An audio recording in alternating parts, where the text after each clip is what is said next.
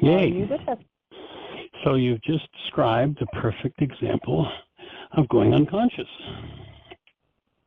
And what happens when there's something inside of us that we haven't resolved that just grabs us by the face and becomes what we think is true and real.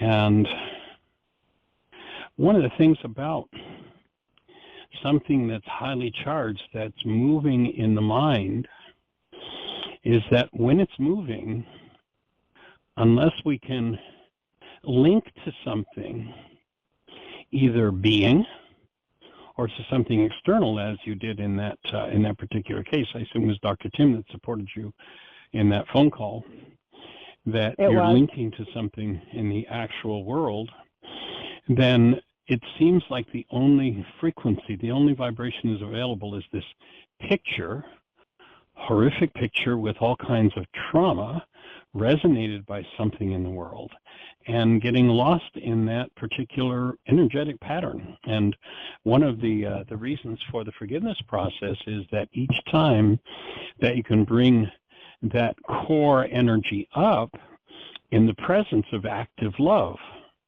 whether that active love is your own or someone else, whether that someone else is in the room with you or that someone else is on the other side of the country.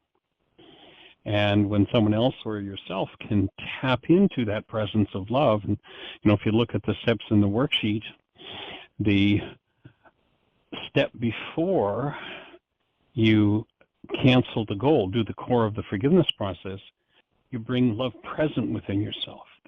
And this is why so often I've talked about having the practice of keying into and developing relationship with yourself as love, so that you can hold that self present. And the corollary to that, so that's one half of the journey. The other half of the journey is the forgiveness process, which weakens the voice or the screaming memes that are going on in the mind, so that you can stay conscious in being. And so both parts are part of the resolution, the strengthening of the knowledge and awareness of self as love, spending time really breathing in that space and tapping into the presence of love and sourcing thoughts from love.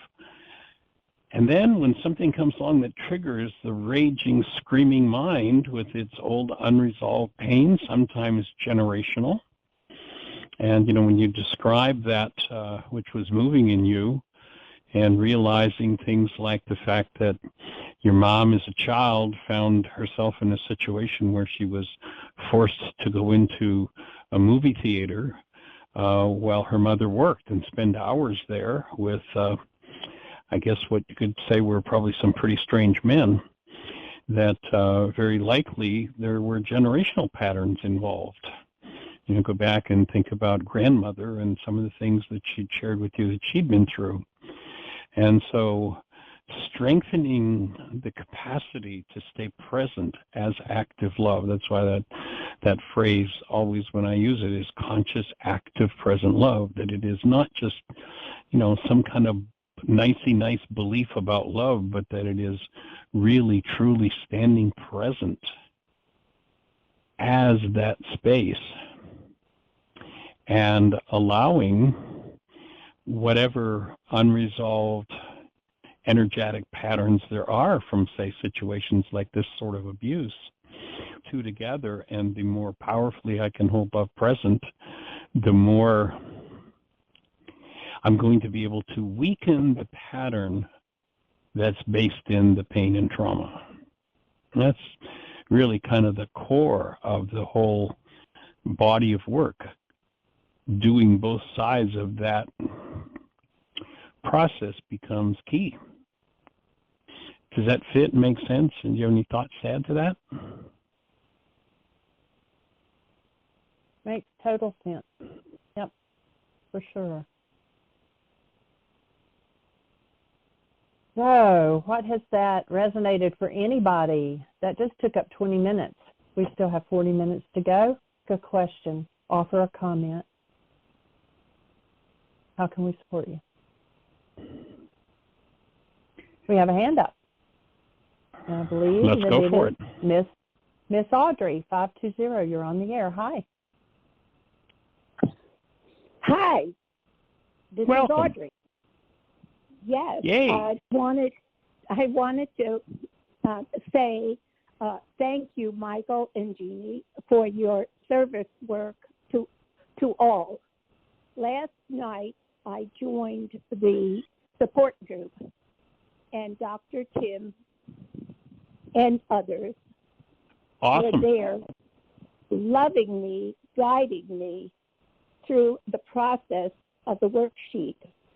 And I realized that I am magnificent being in a state going from a master in embryo in my thought system to a mastery. And there was a transcendence that took place during the process where I became the experiencer of the experience, which is beyond words, and that the tool does work. And I just wanted to tell everyone, if they are in a state like I was before the worksheet, please just show up.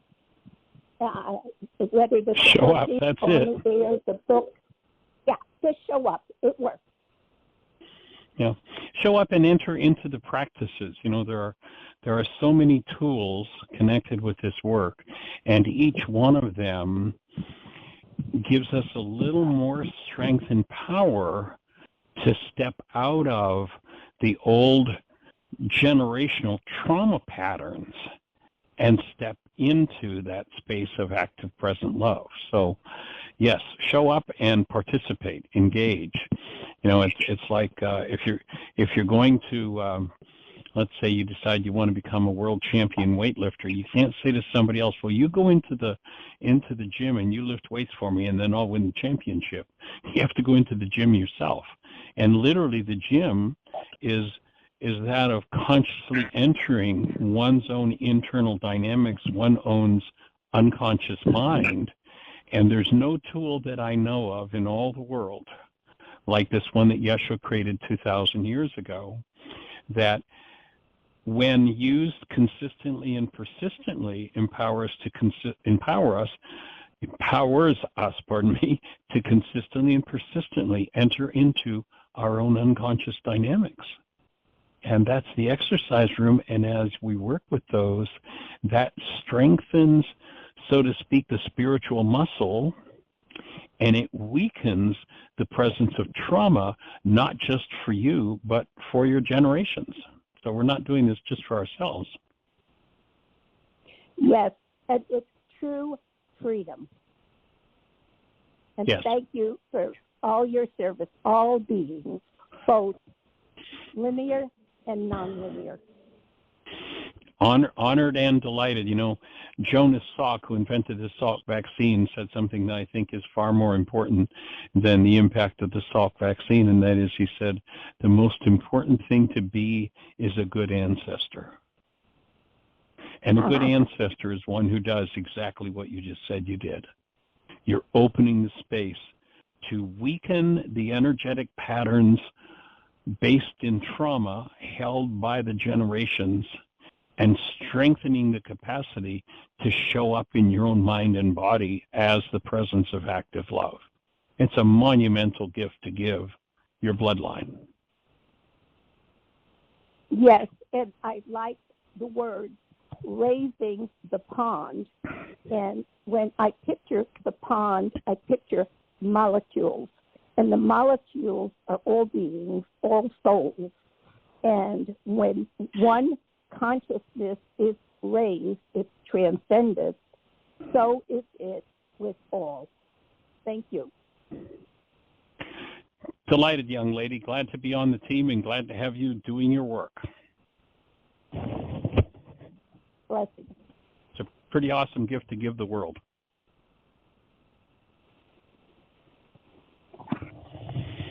All right. Well, you have a blessed one. Thanks for joining us. All right. Well, Miss Jeannie, do we have 563. anybody in the phone queue? Go for it.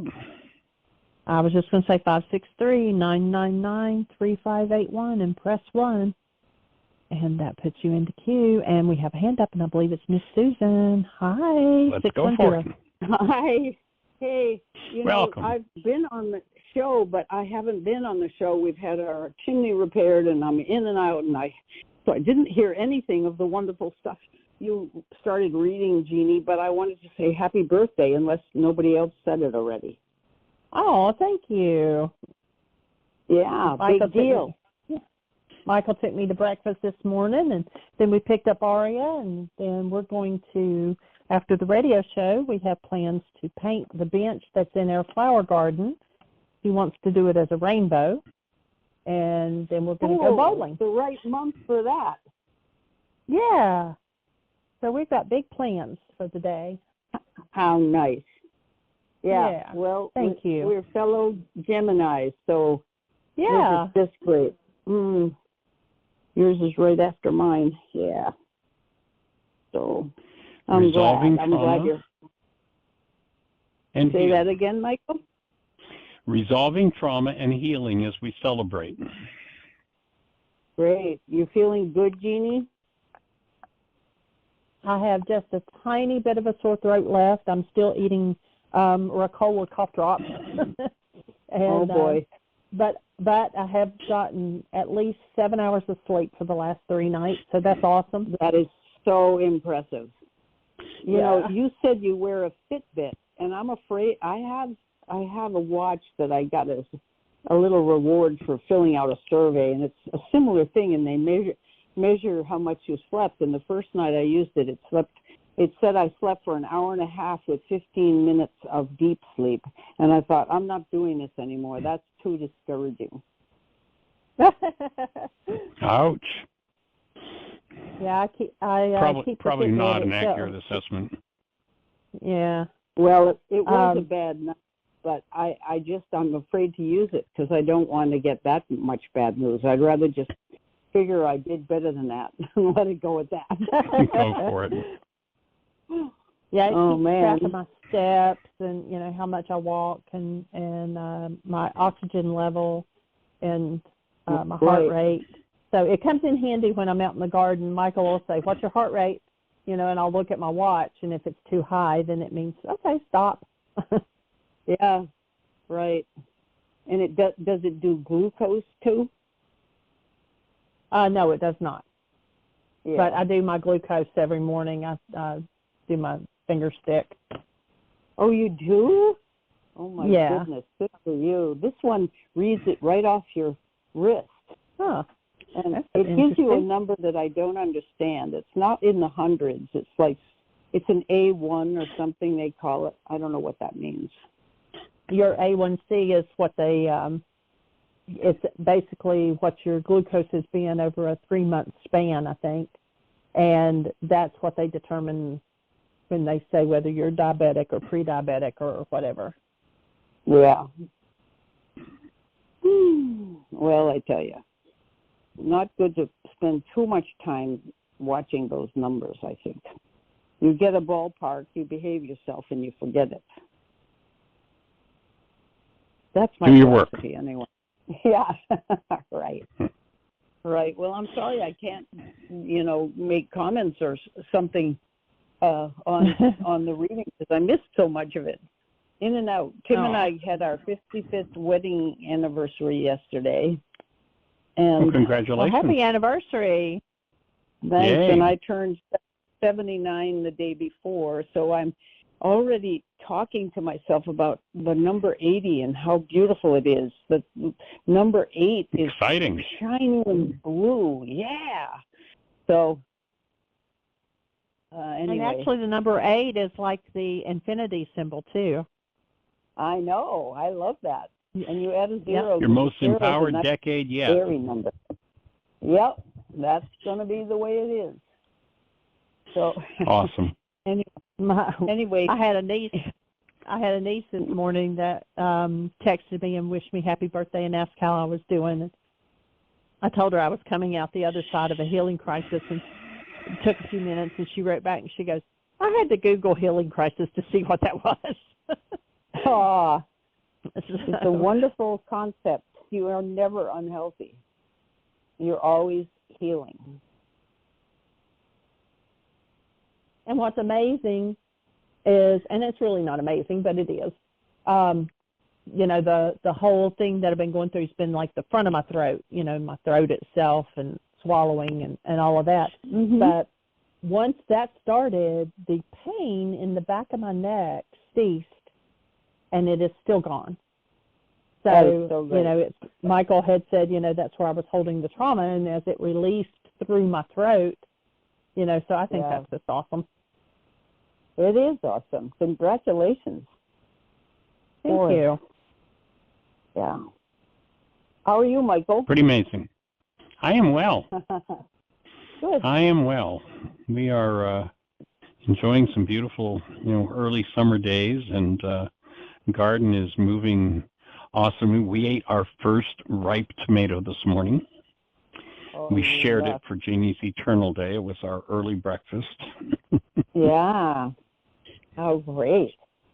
Oh, well, you guys are spring chickens, but still, I wish you could see our teeny garden. It's nothing like yours, but it is busting with arugula and collards. And nice. I don't know what collards do for you, but that's what I planted. Yeah, we're eating these humongous salads right out of the garden. Awesome. Nice. Very cool. Yep. Real foods. Real Pretty food. important. So, all right. Well, anything else on your mind for today? No, I mean, life seems so amazing, just so gorgeous and amazing. It is, isn't it? Yeah. Well, please tell Tim that we wish him a happy anniversary as well, and extend our love in his direction as well as yours. Yeah, I should tell you, I had a most amazing birthday. It was all these surprises. I told Dr. Tim, so I'm kind of repeating for those who might listen to both, but in the morning, 5 women and a man who we see in the park when we walk the dogs all came and sang happy birthday at first thing in the morning. And then a neighbor brought over a bottle of roses. And then my exercise class people, one is a niece, so she knew, and so they sang me happy birthday. And then my support group, one of them knew, and so they were talking about birthdays. And then at night we went to this seafood restaurant, and my son, his wife, my sister, and my son's kids, too bad my daughter lives so far away, but we were all there. Next to us was a table with 3 very, very fancily dressed black women who, and I say color only because we are a happily mixed city. This city is really quite wonderful in its mixture of white and non-white people. And they were sitting there, and one of them, and 2 of them started singing to the third one, happy birthday. So we joined right in, because why not, you know? And they said, wow, you're singing to us. And I said, well, now you can sing to me because it's my birthday. And so we all had this festival. It felt like pure love. And then 2 tables down, another table busted out singing because somebody over there was having a birthday. It was everybody was making love about 9 months ago, I think. There was an awful lot of shenanigans going on. Nice. So it was just such a gorgeous, one of the happiest birthdays ever. So the fruit of your work, young lady. All right. We have a blessed one, and we extend our love in your direction and hold the space for this to be the absolute best year yet of your eternal life. I'm planning on it. Yes, indeed. Thank you. All right. Well, have a blessed carry one. On. Thank you. Okay, blessings. You too, take care. Bye-bye. Okay. Yeah, bye. Well, we have another hand up, and I believe it's Ron. Haven't heard from him in a while. 781, you are on the air. How are you doing, young man? Brother Ron, been a while since we've heard your voice. Welcome.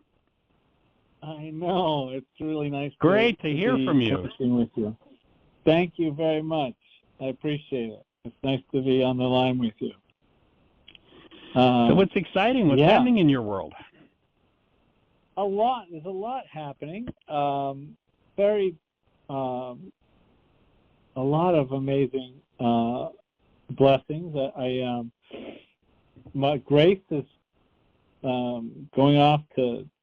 She got accepted to the Honors College at the University of Massachusetts, and she's going to be going there in September.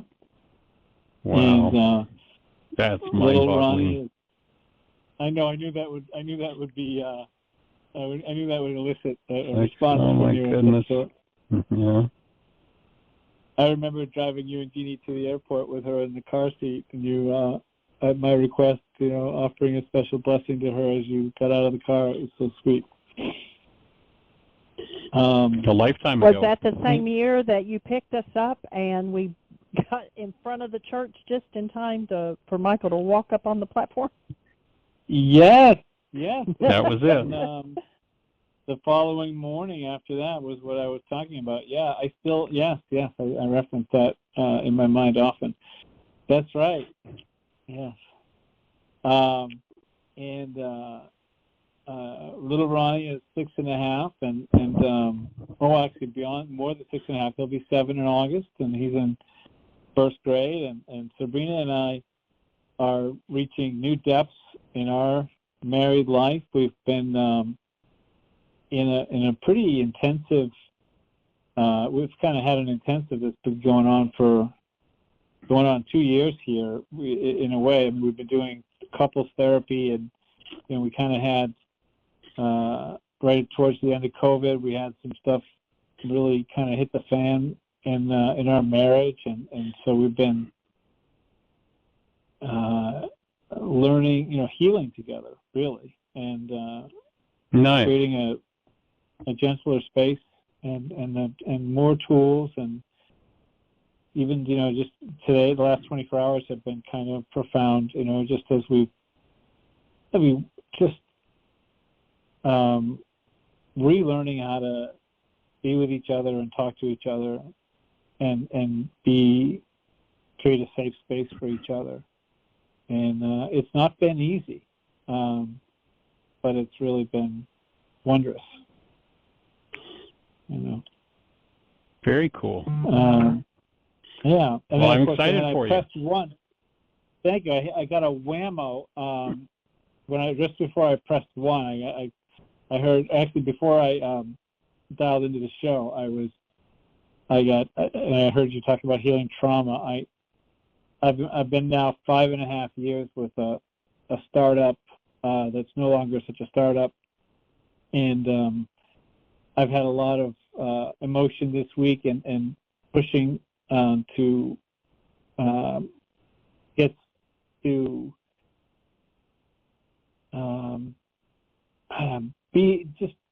be more effective. Do more with less trauma. Relying a lot on Course in Miracles. Having a lot of and I found myself really giving myself a hard time this week, and then kind of having a breakthrough last night and feeling like a new level of vitality. I've had a few new level of vitality experiences recently, and I feel my capabilities expanding in ways. And then just before I called in, I had this, this kind of with a company like mine, it's kind of a lot of this kind of cultish success,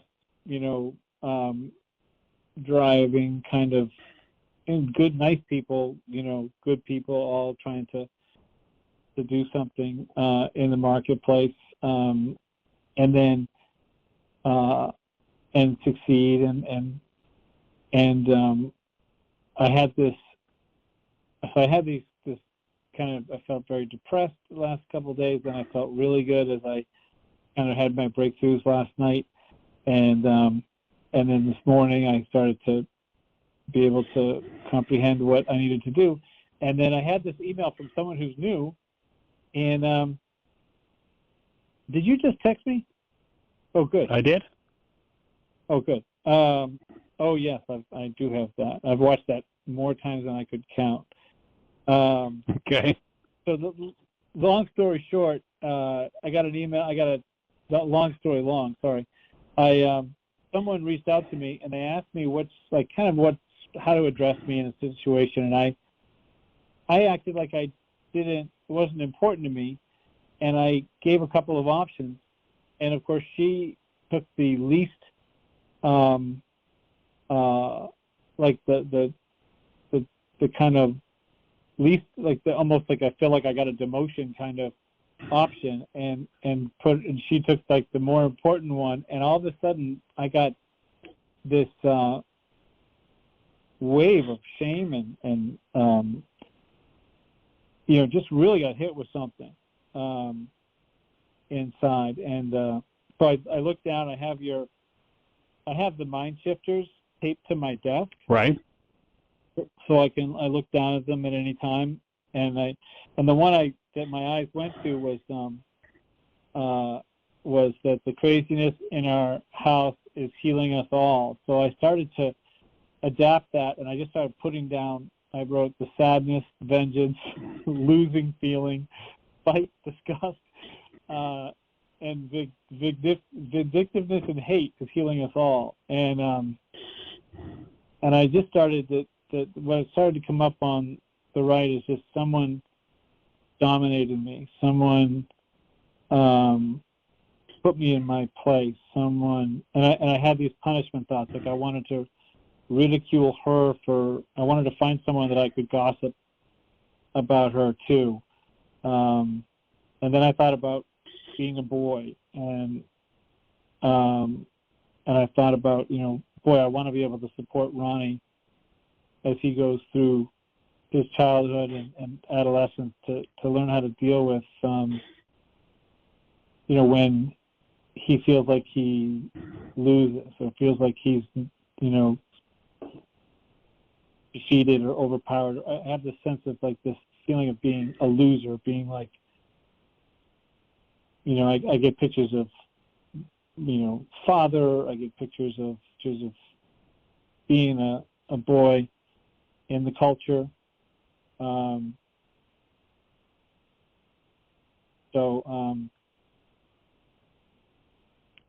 don't know. I think if I came up with a goal, it would be to be important, but I don't know.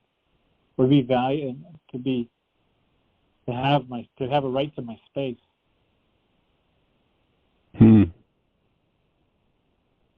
It sounds like maybe even with the language that you used, that maybe it tips a little more in the direction of being honored.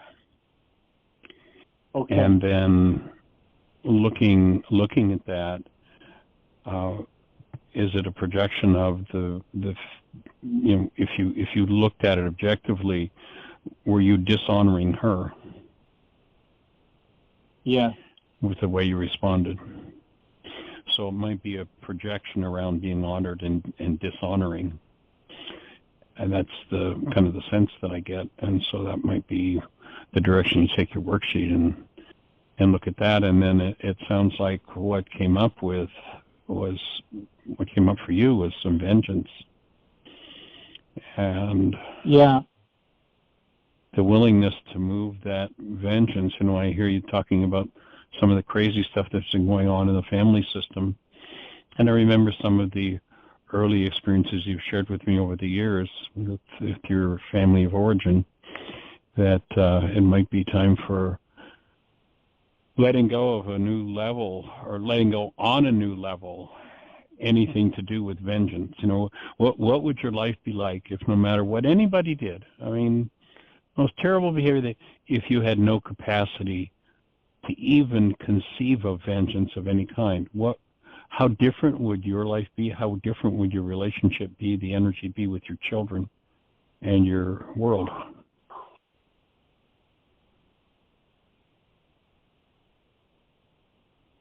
Yeah, it would be a lot.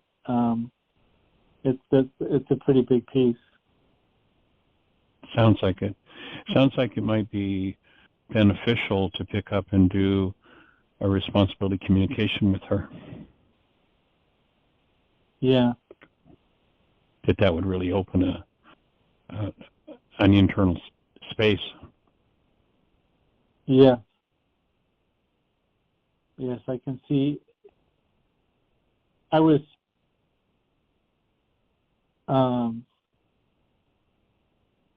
it seemed part of my upset was dishonoring myself, because I had an opportunity to ask for the space that I've earned and that I have, and then I didn't ask for it. I offered a choice between that or a couple of other ones, and she was happy to declare what she's earned and asked for, and was happy to give me the lesser.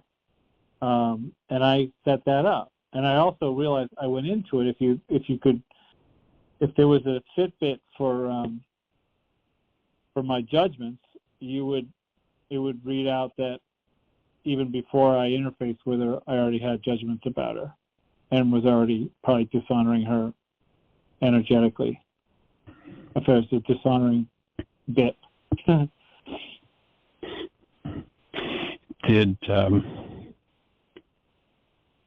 Has it ever felt like, or if you check into it, if you looked at your mom as a power person, do you feel like you're ever dishonored by your mother? Oh my God, yeah. I noticed I didn't include her in my list. Probably no coincidence. No coincidence. Yeah. In the extreme. Yeah.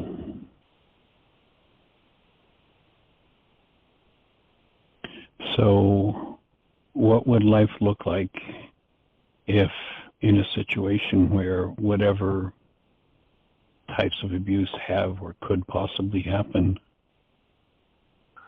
what if you couldn't do anything except stand as a space of love, whether it's your wife, whether it's this person at work, whether it's your mom?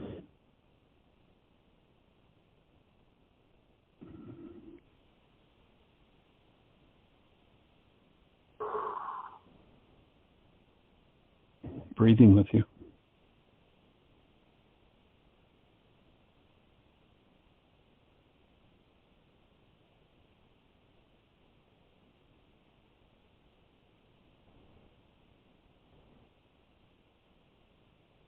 What if you were to give up even the capacity to raise your voice in interaction with your wife?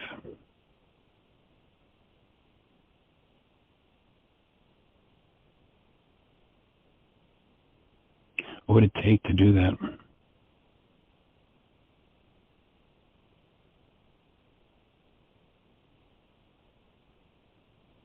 Yeah, I got a visual of clipping some wires.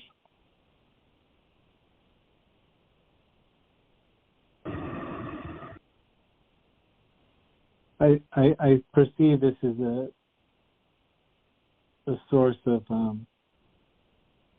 I have a phenomenal relationship with, also perceive an edge there more often than I like, and I perceive this as the stuff of that edge.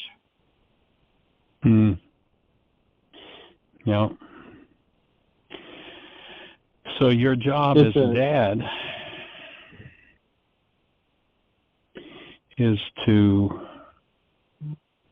if Grace does anything that resonates, a space other than loving you, is to be so Johnny on the spot at healing yourself that you can only stand as that space of love, and that you identify only with her as that being of love, whatever her mind, her words,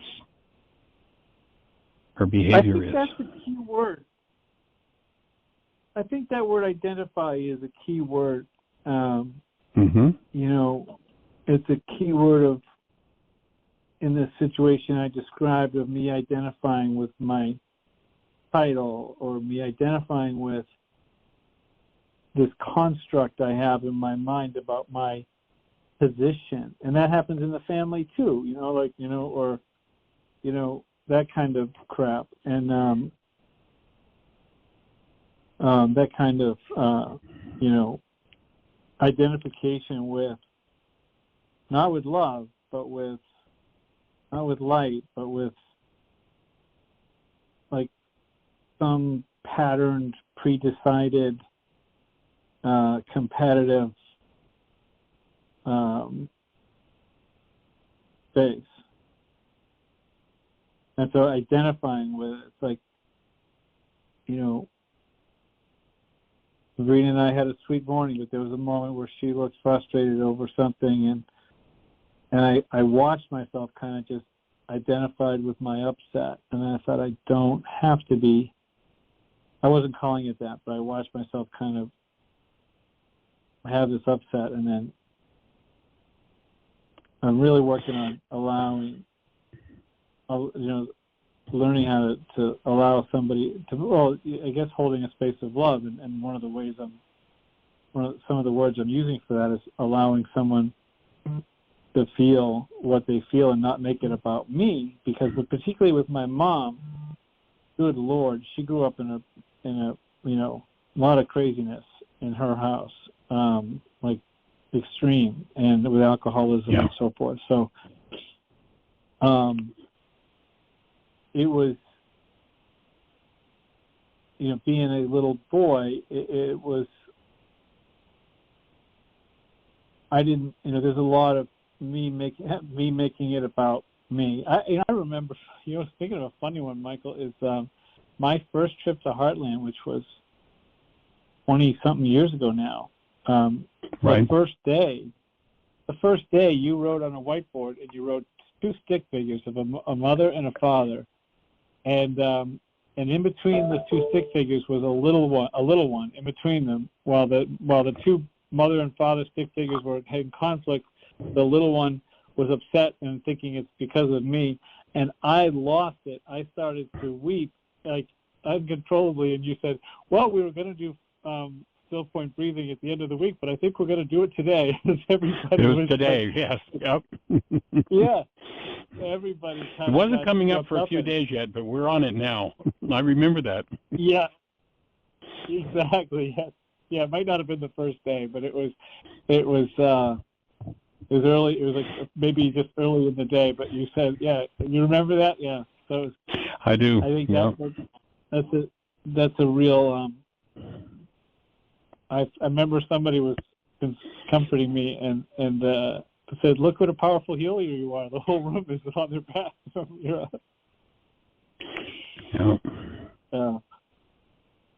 yeah, thank you, Michael. I'm going to listen back to this, and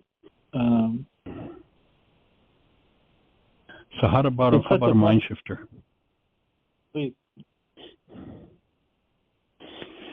Whenever the women in my life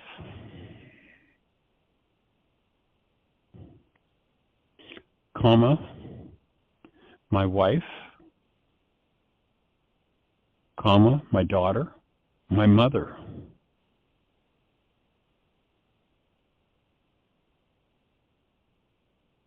are in upset,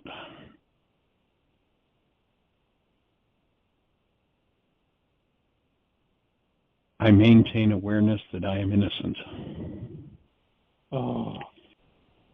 and safe.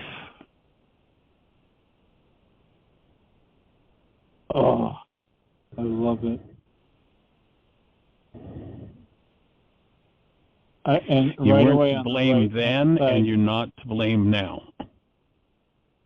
Right away on the right-hand side, I have to fight. Instant and safe. And then I just kind of, I have to fix it. I have to correct it. I have to be, it's just a lot of I have to.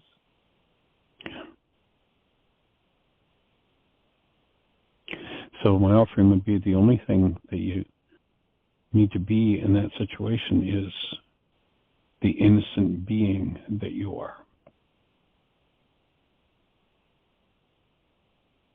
Question. Relating, because the incident that brought this up, that I used to bring this up had to do with winning and losing or being dominated. Any thoughts around that? Like giving away, like a sense of innocence. It's like what I'm getting, if a woman in my life is in some sort of trauma, I'm going to get hurt.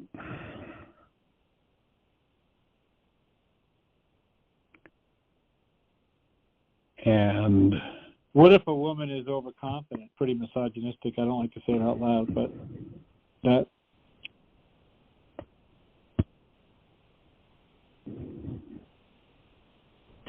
And well, overconfident could have a lot of different meanings. But what I get is that the threat of being dominated, I'm going to be hurt. It's and to down, clean a lot of put down energy. To clean that out and to come to a point of safety, like where I could be the presence of love in the presence of an important woman in my life, just losing it all together, and I can just stand there. What would I have to achieve to just be able to stand there and be the space? Yeah. I remember when my mother would have her storms come up inside herself, all of a sudden there'd be a barrage of things, but one of the famous ones was, you only care about yourself. Like you don't, my room's a little messy because I'm a young boy and I don't care about my room being clean. All of a sudden it would become like a scary. It's your fault. Yeah, it's your fault, and it's intense, and it's like, and then like direct insults and about quality of my character, and then you only care about yourself. You're this, you're that. So I guess that's what that is. From the person whose assigned task is to be the presence of love for you. Yeah. Whew. Oh. Yeah. Oh, I just remembered something I tapped into in couples therapy yesterday, which was, we talked about measuring up in the family system, and I used to think about it in terms of grades or intellectual things, and I got this really strong, sick feeling inside, like really not pleasant feeling inside, where that not measuring up at a feelings level, just like I'm sure it happens a lot in families with close siblings that are close in age, but it was like pre-verbal, just kind of like a feelings level, like I'm not enough here, and it doesn't feel good. But I think the couples therapy has been a powerful healing modality to right tap into. And the couples therapy is like turbocharged because I've been working with these tools for so long.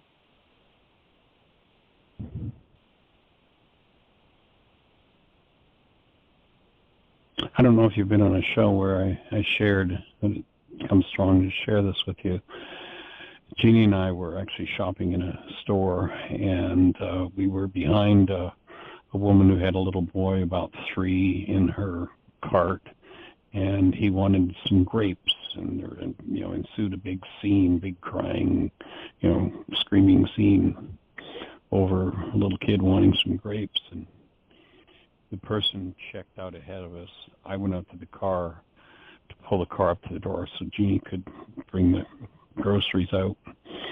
And as it turned out, this woman checked out, and then Jeannie was at the front door, and she had moved to the side to do whatever she was going to do with groceries and such. And so Jeannie's standing at the front door of the store waiting for me to pull the car up, as this woman is wheeling her son out, and her son is in a crying tone saying to her, "Mom, I love you. Please don't beat me."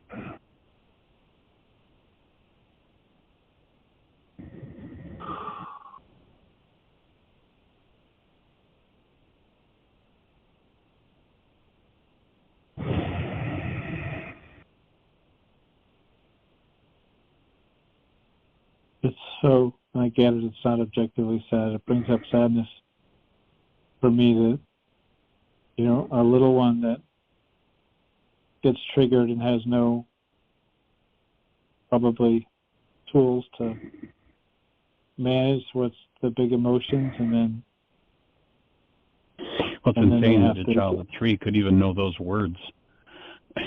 Yeah. Well, yeah, I was Bizarre. thinking about the consequences or what happened. Like, they want the grapes, they go for the grapes, and then they're going to get beat for being susceptible to their own emotions because the parent has no idea. Yeah. So I hold the space that you can proclaim your innocence and move everything out of the way that could bury your innocence. And this show's going to cut us off at any second. We don't have any control over it. It's going to shut down, but we'll be holding the space for whatever the underlying energy is to move out. And I think that responsibility communication and worksheets perhaps complete the responsibility communication with the commitment might be what it's going to take to open the deeper level of this, and with a view toward really being able to be that space for your daughter that perhaps your parents weren't able to be for you. And my son's a real hot one too. Yeah, I've been taught really clearly by Aria Rain that my only job is to function as love and to see only that in her, whatever her mind, her mouth, her body are doing, that I do that. And if anything other than that's triggered in me, my job is to clean it up fast so that I am that space. Like, that's the parental role.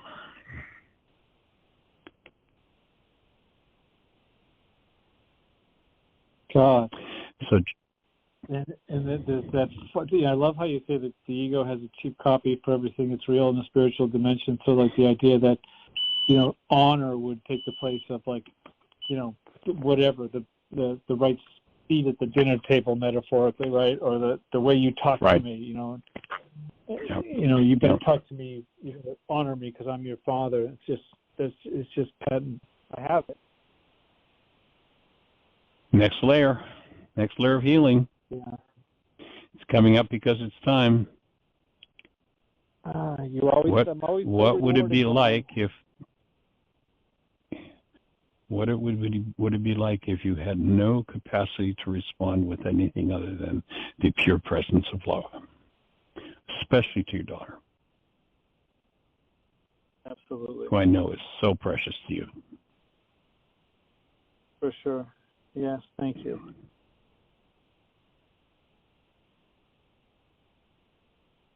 Amazing. I can't believe we're still talking. I thought the show would have cut us off by now. Yeah, it's being generous with us today. It's awesome. A miracle. Yay, there you go. There you go. All right, my friend, well, we hold this space for you and for your whole family. Thank you. Appreciate the integrity of your work. I appreciate you, and I'll try to do a better job of checking in more often. Because I get rewarded, not for you, but because I get rewarded every time. Blessings. All right, you have a blessed one. Lots of love. Bye.